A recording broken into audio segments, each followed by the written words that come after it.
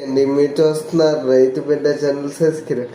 ఈరోజు video topic వచ్చేసి buffalo నీళ్లు తాగడంలో ఇబ్బంది పడడం, బఫెలో గ్యాస్ రావడం, బఫెలో పొట్ట ఉబ్బడం ఇటువంటి లక్షణాలు కనిపించినట్లయితే వెంటనే వెటనరీ డాక్టర్ గారిని సంప్రదించి మా గేదెల పొట్ట ఉబ్బింది సార్ అని చెప్పేసి వెటనరీ డాక్టర్ గారికి కానీ చెప్పినట్లయితే వెటనరీ డాక్టర్ గారు ఆ ప్రాబ్లం రెక్టిఫై అయ్యే విధంగా గేదెకు మంచి ట్రీట్మెంట్ అయితే చేస్తారు.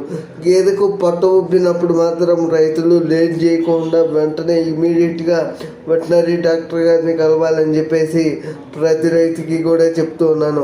లేట్ చేసే కొద్దీ వెటనరీ డాక్టర్ని కలవడం, లేట్ అయ్యే కొద్దీ రైతులు బఫెలో ప్రాబ్లం అనేది కేసు అనేది ఇంకా క్రిటికల్ అయ్యేటువంటి అవకాశం ఉంటుంది.